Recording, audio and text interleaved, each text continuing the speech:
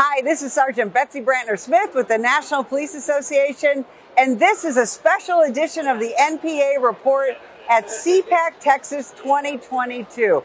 We are here on day 2, and we have been having a fantastic time speaking to so many law enforcement supporting patriots.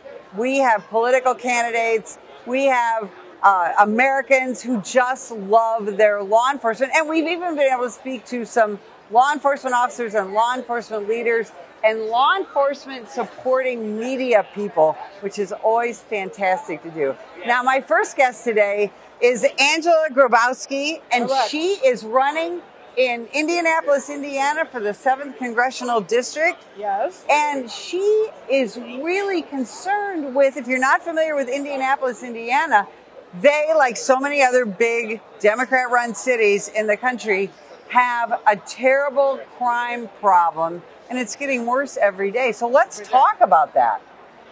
Well, where are we gonna start? So it's very startling to see that Indianapolis is the second in the United States in the amount of murders per capita after Philadelphia. See, so and I don't think people know that. And even Chicago is behind Indianapolis. So I came to Indianapolis in 1989. I've immigrated with my family from the former Soviet Union. So we came to America because we knew that this is the land of the rules, the land of the law. And if you figure out what the rules are, you can live a very happy life. And it seems like over the last 30 years, people have just been breaking the rules, disregarding their authority. And it starts in the family, it starts at church, it's everywhere. And the crime is getting to the point where people are afraid to get on the streets. We were affected by the riots 2 years ago. Most of the businesses in Indianapolis, downtown, are still not functioning. So it's very difficult to bring that local economy back. Businesses are closing. People are losing their jobs. And it's a vicious circle. It's just a cycle that nobody seems to be able to break. And when you think about it, the Indianapolis area, and this is Marion County, it has been run by Democrats for a very long time. And what I see right now, because of the crime, even the church leaders beginning to question whether or not this is the right leadership. You keep doing the same thing over and over again. What do you expect to happen? We have a very, very liberal prosecutor in Indianapolis. He lets everybody go. Indianapolis, and this is great statistics if nobody knows, is #1 in the world in the amount of ankle bracelets. Not the United States, the world. So somebody is making money on monitoring all of these criminals on the streets. They come back, they do the same thing, and there's just no stop to it. So everybody in Marion County, in Indianapolis, will have a chance in November to decide whether they want to continue with the same leadership or they want to elect a Republican prosecutor, they want to elect a Republican U.S. Congress representatives who are going to be fighting for the safety and security on our streets from the federal level down to the city level. See, and that's one of the things I don't think people understand. The police can arrest all the criminals in the world, but if there's nobody there to prosecute them, we are not going to handle the crime issue. And the Indianapolis Metropolitan Police Department, we know them well. Very professional organization, very diverse organization. But when you have that woke prosecutor that you have in Marion County, people are getting arrested over and over and over again by law enforcement. And they're getting right out. You have bail reform, you have all that. And law enforcement is very frustrating. Yes, and they're ma'am. trying. I have been attending IMPD meetings on a regular basis. They're trying to involve the community. But community is not hearing what the IMPD wants to say. They want to get them all together to explain what resources are available. And there are a lot of resources that are being spent. I don't think Indianapolis went too far in defunding the police, but this is where we need to spend a lot of money. This is where we need to bring the money from the federal and local levels to educate the policemen, to give them the tool to deal with all of this pain that is happening around them. And in that area, pain is real, and it's a multi-generational poverty. So police officers don't go to school to be psychologists, but they have to deal with family drama on a daily basis. Statistically speaking, 90% of all of the murders and all of the crime in the Indianapolis area is between the people who know each other. People cannot deal with everyday problems. They're not getting the right education in school. They're not getting the right coping skills. And then they take it upon each other. So this has to stop. When you're talking about prevention, it has to start with the family. It has to start in school. So we can't tell the 6-year-olds to disregard the police. Police is the authority, and they have to regard the authority, whether it's their parents, police, teachers. Authority is very important, and it's been forgotten and misplaced. So when we start teaching our children that we are a nation of laws, and we have somebody who is watching over us and protecting us and putting their lives on the line, they're number one. They're number one. We need to train them. We need to pay them well. We need to make sure that that police officers who are there every day are protected and respected by all of us.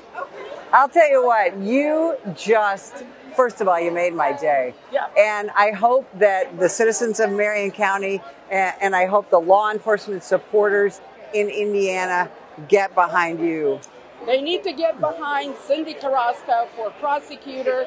They need to get behind me. They can check my campaign out at angelaforindiana.com.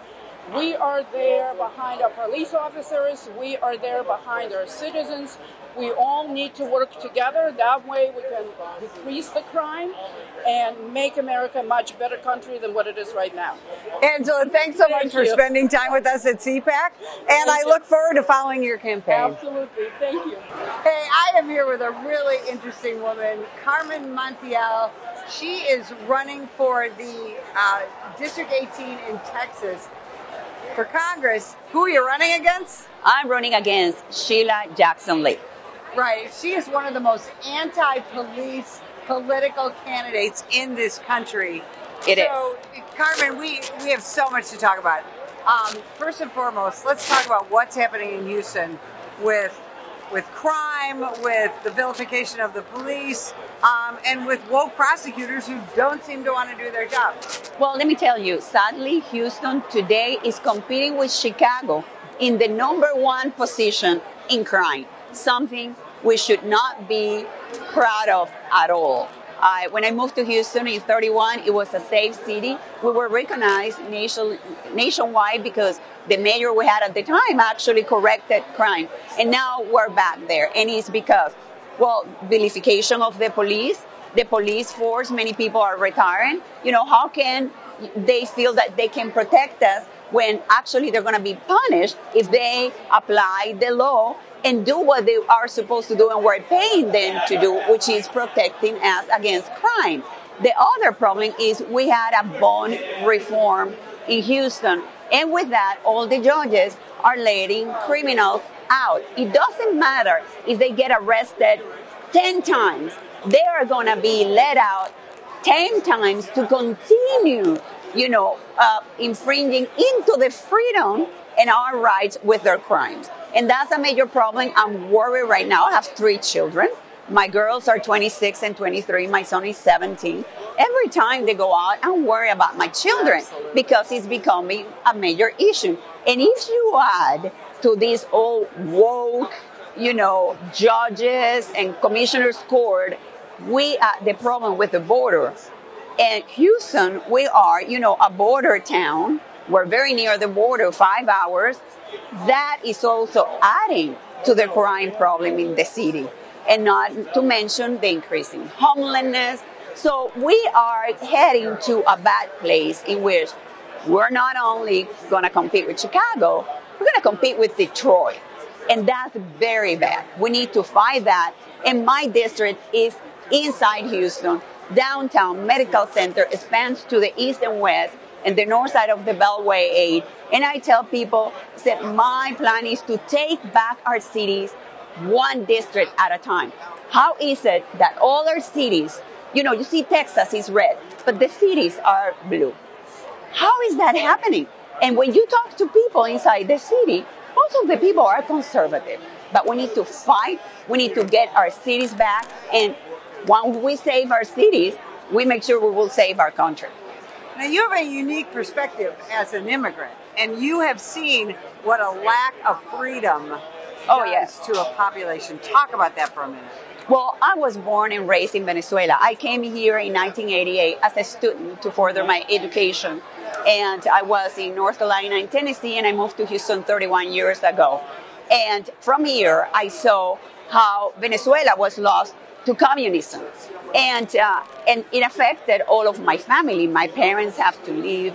My siblings have to live.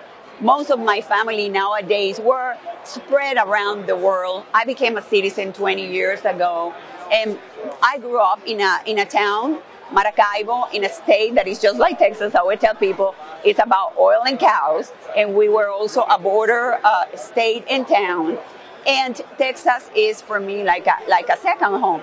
So one of the things that happened in Venezuela with the regime, that's how we call it, they don't come and take your arms right away. I'm completely a pro-Second Amendment because I grew up with guns. My dad had guns, and he was very responsible and taught us to respect guns. You have to teach your children, okay? But when they started with regulations. We need one regulation, and within a year or two, more regulation. They just don't come and take your guns. They start regulating it, and little by little, you lose that right until you forget you ever had that right. Mm-hmm. And at the end, in 2018, they finally passed a law where guns were completely forbidden from citizens to use. And that's what I don't believe in any new regulation, because we all know regulations are there, laws are there, but they are not applying them. And I think your opponent wants more and more gun control. Oh, yes. Am I correct? She wants more gun control because all Democrats, at the end of the day, they want to take our guns. They want to take away that right. And so imagine, how can this work? Like, they're going to take our guns, and they're also vilifying the police. So they vilify police. We don't have a police force to protect us. And then they're taking our guns away. How is that going to work? Who is going to defend us? Exactly. And I tell you, you're part of this contingent that I'm seeing politically of moms who are worried about your kids, thinking to the future about grandkids. So what made you decide to run for office? Well, I always tell people I lost a country and I don't want to lose another one. I refuse to lose another one. And this is the country where my children were born.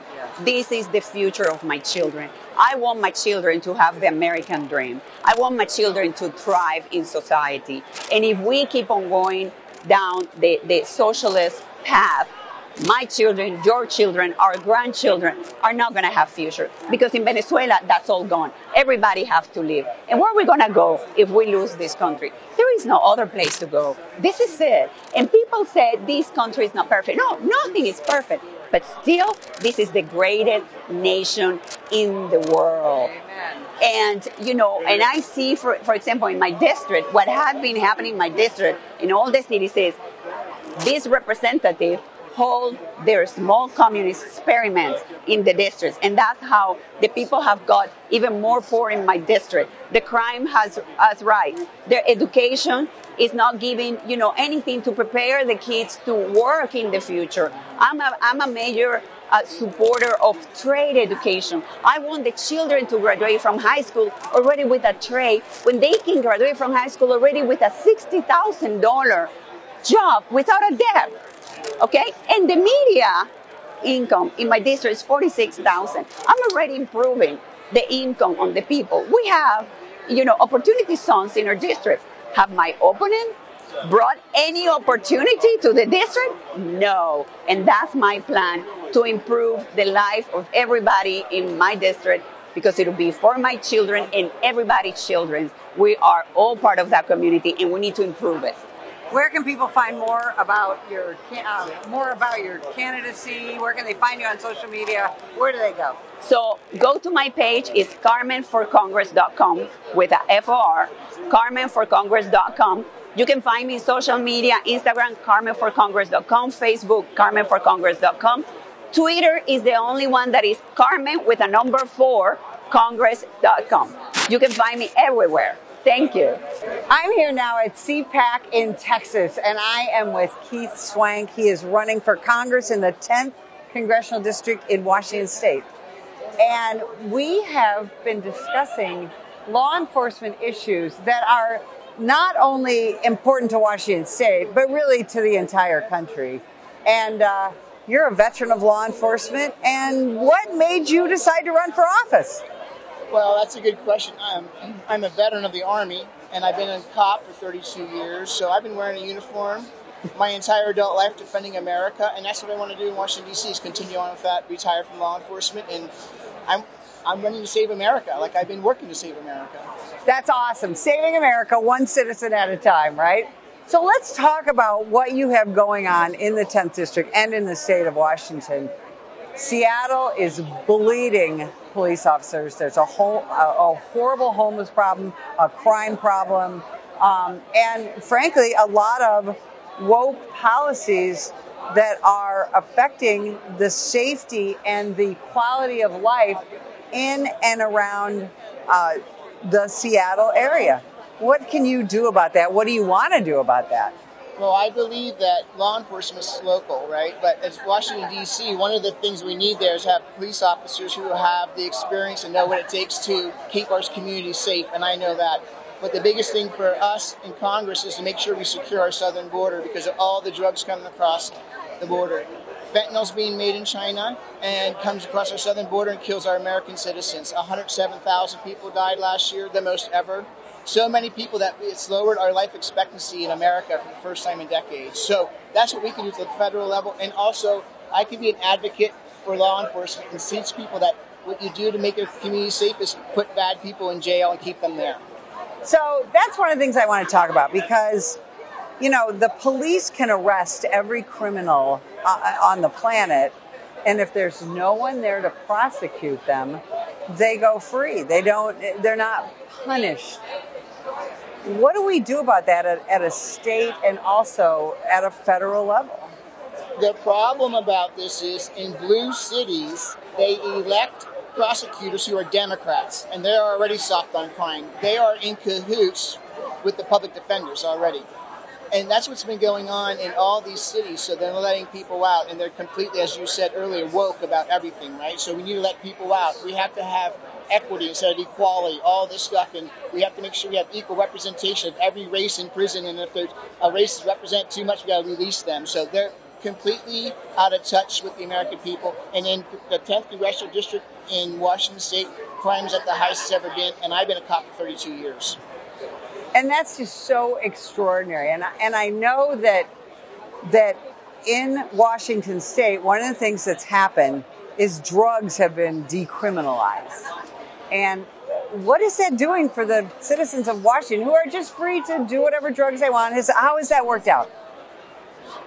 That's called the Blake decision. Our state Supreme Court ruled 9-0 to legalize hardcore drugs, the possession of hard drugs, saying that we need to knowingly, which is an element of the crime, right, have it. Because in the Blake decision, the guy said, these weren't my pants, I didn't know there were drugs in it, right? So they acquitted him of that stuff. Right. I mean, it's ludicrous, it's crazy, but that's what we're dealing with in Washington State, and no pursuit policies that we have, no pursuit laws that we have. It's so bad that police officers are leaving in droves throughout the whole state.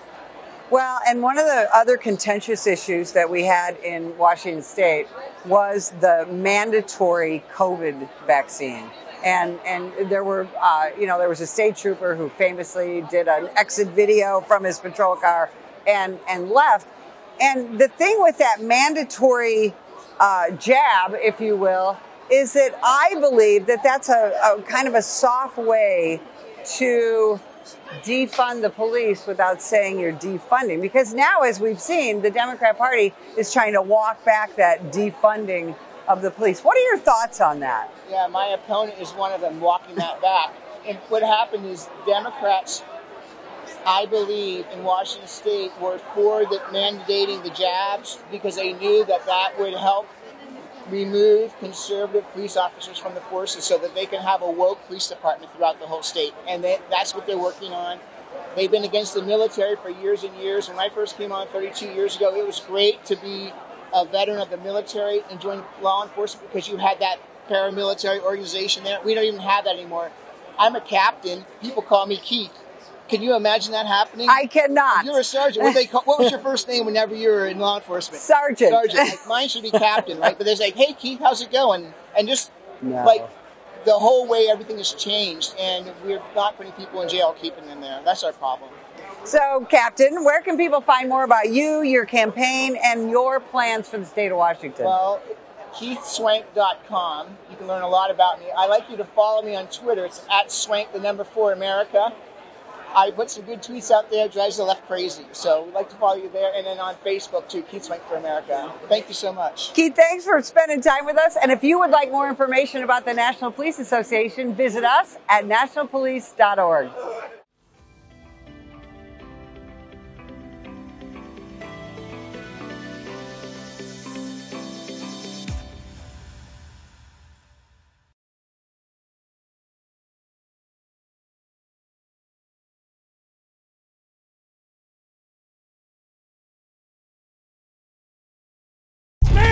Put the gun down! Put the gun down! Last year, law enforcement officers were involved in hundreds of thousands of use of force incidents. A use of force incident is when an officer must use nonverbal tactics to gain control of a dangerous situation. Put the knife on the ground. In many cases, officers have no choice but to use force when a suspect doesn't comply with a lawful order. Use of force is always ugly. No one likes it, especially police officers. Together, we can help de-escalate these dangerous encounters. Help police officers by complying with their lawful orders. Don't attack, attempt to disarm, or flee from an officer. Use of force is an officer's last option. Most incidents can be avoided by not resisting arrest. If you feel you've been wrongfully detained by a police officer, then seek a legal solution after the encounter has been resolved. Let's keep everyone safe. Comply now and complain later.